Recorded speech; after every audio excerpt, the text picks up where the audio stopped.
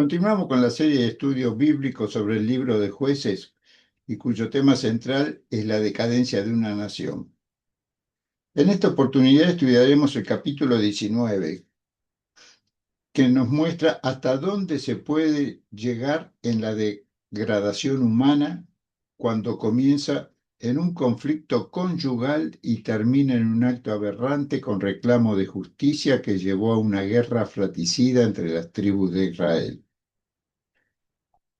Esta es la historia de un levita y su concubina que vivían en la región más lejana de los montes de Efraín, cuyo lugar exacto no se menciona. Antes de comenzar este estudio, conviene aclarar para no confundirnos que esta es una historia distinta de la que venimos estudiando en los capítulos 17 y 18, cuyo levita se llamaba Jonatán y era nieto de Moisés.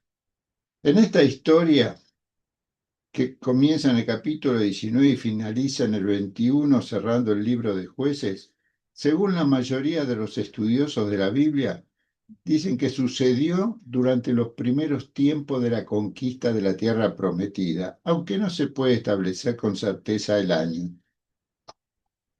Como venimos diciendo en los videos anteriores, este es un tiempo de anarquía social, política y religiosa, porque en aquellos días no había rey en Israel y cada uno hacía lo que bien le parecía, expresión que se repite a través del libro en capítulo 17, verso 6, 18, verso 1, 19, verso 1 y finaliza el libro en el capítulo 21, verso 25. Es una historia tenebrosa y por ello el texto que vamos a leer será de la versión Reina Valera revisada 1960 y según corresponda haremos referencia a otras traducciones con el fin de facilitar su correcta interpretación. Comenzamos leyendo los primeros dos versículos del capítulo 19, que nos dice así: En aquellos días, cuando no había rey en Israel, hubo un levita que moraba como forastero en la parte más lejana del monte de Efraín, el cual había tomado para sí mujer concubina de Belén de Judá. Y su concubina le fue infiel, y se fue de él a casa de su padre, a Belén de Judá, y estuvo allá durante 4 meses. Ya en estos primeros dos versículos de este capítulo se presenta un conflicto conyugal. Como el levita del relato anterior, este hombre vivía en la parte más remota del monte de Efraín. A la mujer se la llama concubina, término que hoy día se refiere a una unión conyugal sin los votos matrimoniales. Pero esta unión era legal en la época del Antiguo Testamento, solo que esta clase de relación, el concubinato, tenía un rango inferior al de una esposa. Y según la ley de Moisés, una concubina podía quedar libre del vínculo conyugal dadas ciertas circunstancias. Así nos dice Deuteronomio capítulo 21, versos 10 al 14. Pero este no es el caso que estamos estudiando. Al no mencionarse el nombre del levita ni el resto de los protagonistas de esta historia, se puede deducir que esta relación conyugal no solo fue un caso aislado, sino que era bastante habitual en esa época sin orden ni ley. Pero como en toda relación conyugal, existen conflictos que de no mediar el amor como vínculo de unión en la pareja, la tensión va en aumento y de no llegar a un acuerdo para la convivencia se llega a la separación física, como en este caso. Conviene aclarar que las traducciones de los textos originales hebreo a nuestro idioma varían según la fuente de traducción. La versión alejandrina de los 70 que estamos leyendo de la Reina Valera traduce la palabra hebrea saná como le fue infiel o cometió adulterio. En vez de se enojó o se disgustó o se enfadó con él, como lo interpreta el texto masorético utilizado generalmente en las traducciones católicas romanas. La Real Academia Española, y esto es para tener en cuenta, asocia la palabra adulterio al concubinato como sinónimo, que más se aproxima a la relación de pareja descartando la infidelidad. Probablemente la relación entre ambos estaba viciada de sometimiento y violencia de parte del levita hacia su concubina, motivos que hicieron que ella lo abandonara y se vuelva a su casa en Belén. El resto de la historia la leeremos a continuación y veríamos cómo esta posibilidad es bastante cierta. Pero después de 4 meses, el levita se decidió a ir a buscarla para intentar persuadirla a que regresara con él. Así nos dice los versículos 3 y 4. Y se levantó su marido y la siguió para hablarle amorosamente y hacerla volver.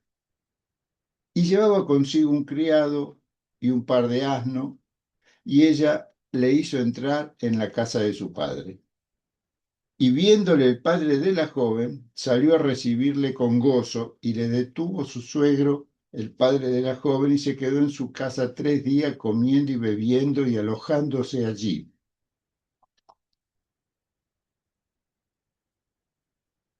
Evidentemente acá notamos una diferencia con el levita de los capítulos 17 y 18, que venía de Belén de Judá buscando un lugar donde se pudiera quedar y que podía tener un sueldo.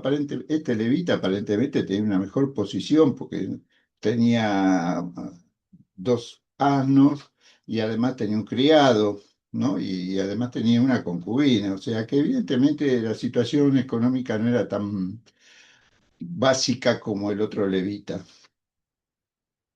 Bueno, en principio el levita estaba interesado en recomponer la relación, por ello la fue a buscar para hablarle amorosamente y hacerla volver, dice el texto.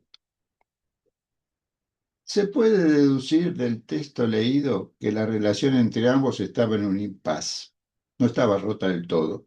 Así lo demuestra el hecho de que ella le hizo entrar en la casa de su padre. El padre, a su vez, salió a recibirle con gozo cuando lo vio. Y según las reglas de hospitalidad del antiguo cercano Oriente, lo invitó a quedarse en su casa por varios días. Ahí lo retuvo por 3 días, tal vez con la esperanza de que la pareja se reconciliara, en especial estando él como padre para aconsejarlos y velar por el bienestar de su hija. Ahora, esta clase de hospitalidad en sí no era, parecía muy buena, pero era engañosa. Porque luego de 3 días todo indica que hubo reconciliación y la pareja se estaba preparando para volver. Y así nos dice el capítulo 19, los versos 5 al 7. Al cuarto día, cuando se levantaron de mañana, se levantó también el levita para irse. Y el padre de la joven le dijo a su yerno: Conforta tu corazón con un bocado de pan y después os iréis. Y se sentaron ellos dos juntos y comieron y bebieron. Y el padre de la joven dijo al varón: Yo te ruego que quieras pasar aquí la noche y se alegrará tu corazón. Y se levantó el varón para irse, pero insistió su suegro y volvió a pasar allí la noche. El levita estaba ansioso por irse, pero su anfitrión lo detuvo con más hospitalidad. Y en aquella cultura habría sido muy descortés no aceptar la invitación, a pesar de que ya hacía 3 días que estaba. Pero por ello aceptó quedarse una noche más. De manera casi cómica, al día siguiente volvió a repetirse este intercambio de invitación. El anfitrión reiteró su hospitalidad y el levita, aunque deseaba marcharse, finalmente se quedó. Aquí nos llama la atención que la concubina no se menciona, tal vez porque la costumbre era que los acuerdos familiares solo estaban limitados a los hombres y las mujeres obedecían sus decisiones.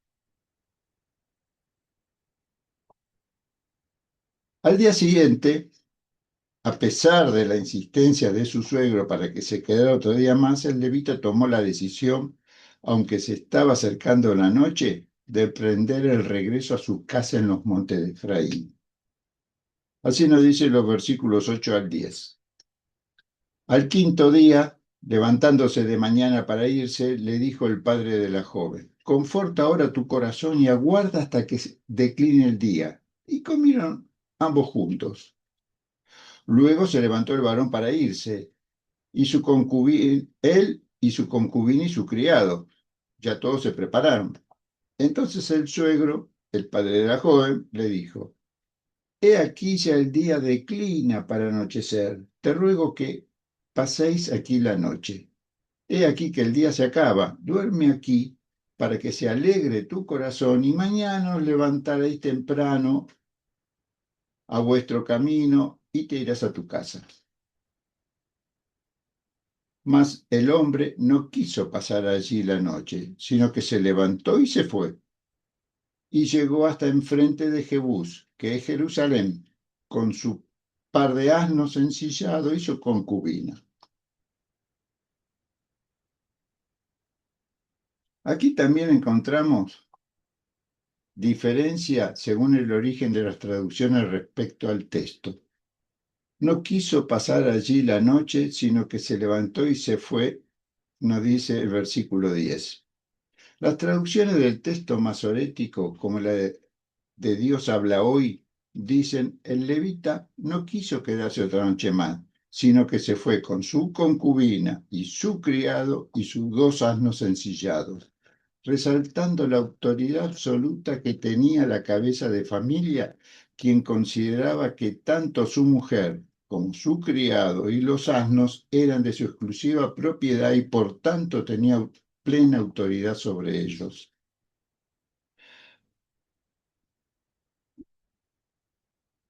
Otra novedad.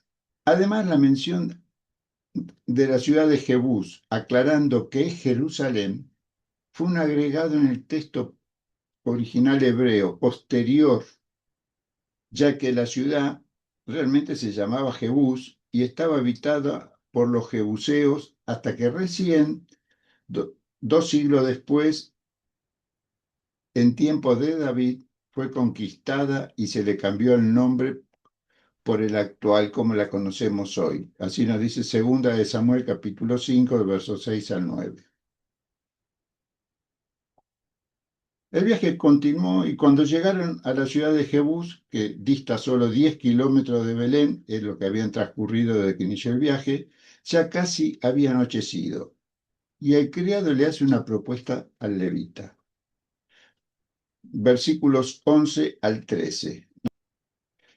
Y estando ya junto a Jebús, el día había declinado mucho. Y dijo el criado a su señor: ven ahora y vámonos a esta ciudad de los jebuseos, para que pasemos en ella la noche. Y su señor le respondió: no iremos a ninguna ciudad extranjero que no sea de los hijos de Israel, sino que pasaremos hasta Gabá. Y dijo a su criado: ven, sigamos hasta uno de esos lugares para pasar la noche en Gabá o en Ramá. El prudente consejo que el criado le hizo al levita de pasar la noche en la ciudad fue rechazado.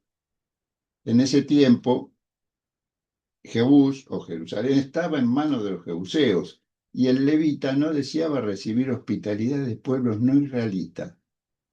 Esto habla de los prejuicios étnicos y religiosos que persisten aún hoy día entre las naciones.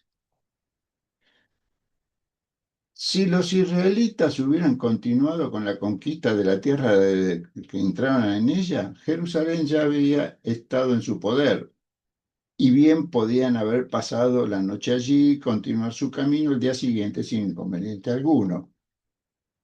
Pero por otro lado, seguramente los jebuseos les hubieran hospedado y tratado mejor que los israelitas de Gabá o Gibeá, como se menciona en el texto masorético, y se hubieran evitado viajar otros 10 kilómetros más. Así que cuando llegaron a Gabá, el sol ya se había puesto. Se sentaron en la plaza de la ciudad según las costumbres del antiguo cercano oriente, donde los extranjeros podían esperar recibir hospitalidad. Pero a diferencia de su estadía en Belén, en Gabá nadie los acogió. Solo un forastero, al igual que el buen samaritano que se menciona en Lucas capítulo 10, verso 33, que pasó por ahí y se apiadó de que nadie los hubiera acogido, les ofreció hospedaje en su casa. Así nos dice el texto, versículos 14 al 21. Pasando pues, caminaron y se les puso el sol junto a Gabá, que era de Benjamín. Y se apartaron del camino para entrar a pasar allí la noche en Gabá. Y entrando, se sentaron en la plaza de la ciudad, porque no hubo quien los acogiese en casa para pasar la noche. Y he aquí un hombre viejo que venía de su trabajo del campo al anochecer, el cual era del monte de Efraín, y moraba como forastero en Gabá, pero los moradores de aquel lugar eran hijos de Benjamín. Y alzando el viejo los ojos, vio aquel caminante en la plaza de la ciudad, y le dijo: ¿A dónde vas? ¿Y de dónde vienes? Y él respondió: pasamos de Belén de Judá a la parte más remota del monte de Efraín, de donde soy, y había ido a Belén de Judá, mas ahora voy a casa de Jehová y no hay quien me reciba en casa. Nosotros tenemos paja y forraje para nuestros asnos, también tenemos pan y vino para mí y para tu sierva, y para el criado que está con tu siervo, no nos hace falta nada. El hombre anciano dijo: pasea contigo, tu necesidad toda quede solamente a mi cargo, con tal de que no pase la noche en la plaza. Y los trajo a su casa, y dio de comer a sus asnos, y se lavaron los pies, y comieron y bebieron.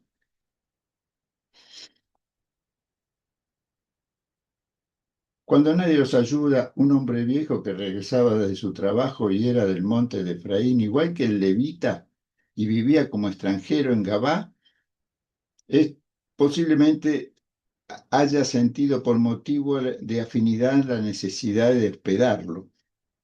La costumbre exigía que se acogiera a todos los extranjeros, que los benjaminitas no lo hicieron. El levita, en principio, rechaza la invitación aduciendo de que no nos hace falta nada, porque llevaba comida para él, su mujer y su criado, además de alimento para sus animales.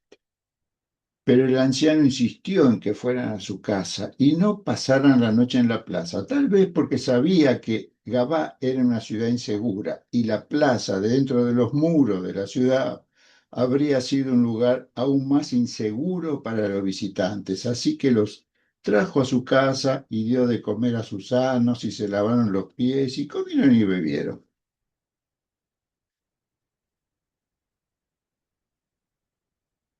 Lo que apuntaba a pasar una buena noche, se produce un cambio terrible a partir de ahora, que podría llamarse el síndrome de Sodoma, porque justo en el momento de mayor confraternidad y alegría, la inseguridad golpea las puertas de la casa donde están hospedados, y allí comienzan a manifestarse las más bajas y aberrantes actitudes personales que, sobre la base de la violencia desmedida, hace a la identidad de una sociedad carente de respeto por los demás cuando no se tiene en cuenta a Dios como Señor, Creador, Regente y sabio guía en la vida personal, familiar y comunitaria.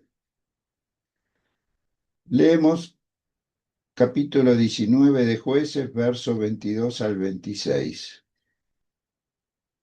Pero cuando estaban gozosos, he aquí que los hombres de aquella ciudad, la de Gabá, hombres perversos, rodearon la casa golpeando a la puerta, y hablaron al anciano dueño de casa, diciendo: saca al hombre que ha entrado en tu casa para que los conozcamos.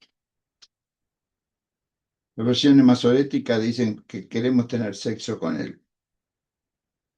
Y salió a ellos el dueño de la casa y les dijo, no, hermanos míos, os ruego que no cometáis este mal, ya que este hombre ha entrado en mi casa, no hagáis esta maldad. He aquí mi hija virgen y la concubina de él. Yo os la sacaré ahora, humillarlas y haced con ella lo como os parezca. Y no hagáis a este hombre cosa tan infame.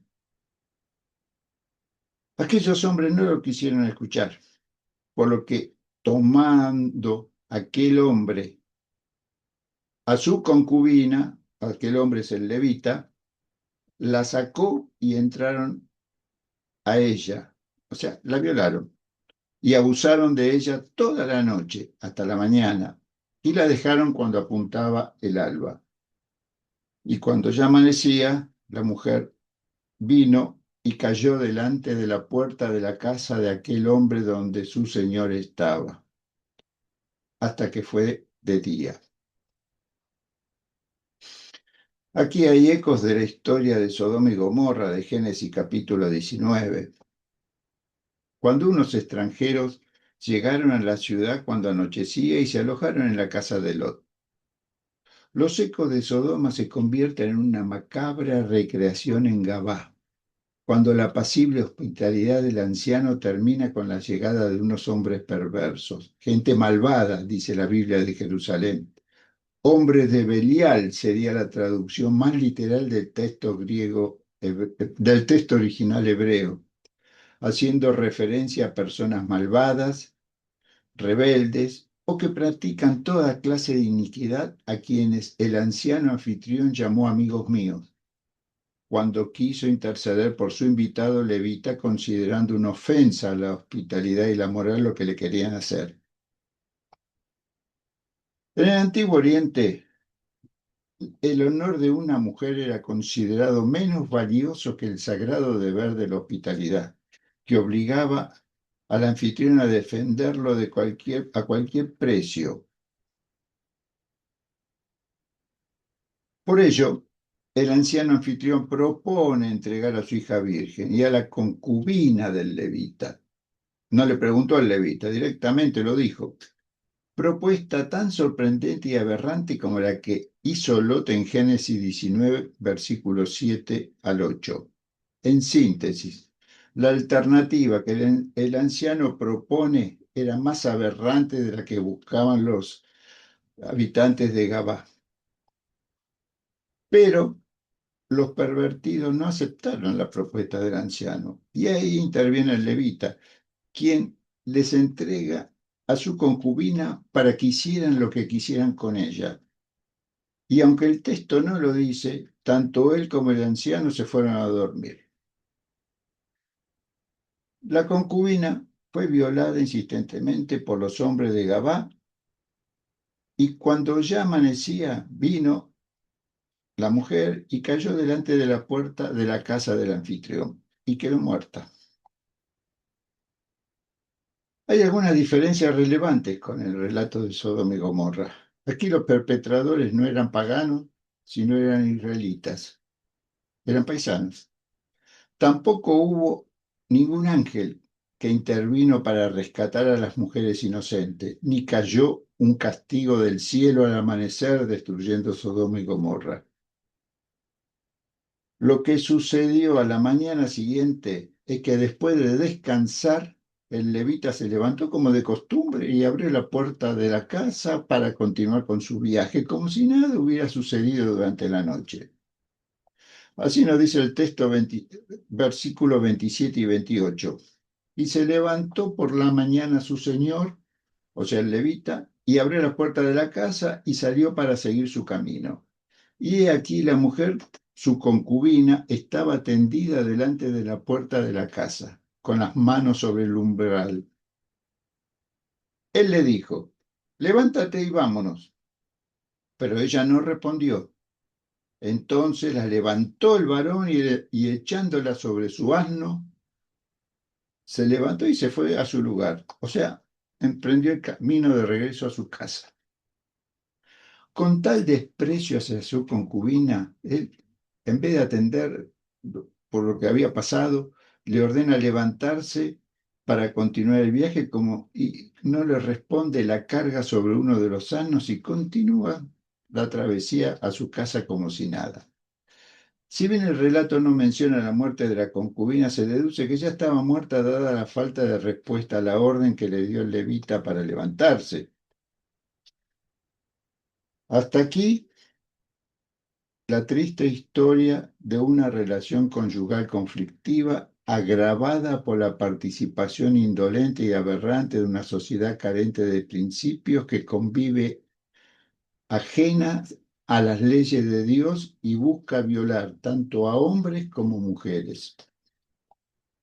Ahora, pero ¿cómo termina esta historia? Los últimos dos capítulos, versículos 29 y 30, nos dice, y llegando a su casa, o sea que llegaron a lo más remoto del monte de Efraín, tomó un cuchillo y echó mano a su concubina, y la partió por sus huesos en 12 partes y la envió por todo el territorio de Israel. Y todo el que veía aquello decía, jamás se ha visto tal cosa desde el tiempo en que los hijos de Israel subieron de la tierra de Egipto hasta hoy. Considerad esto, tomad consejo y hablad.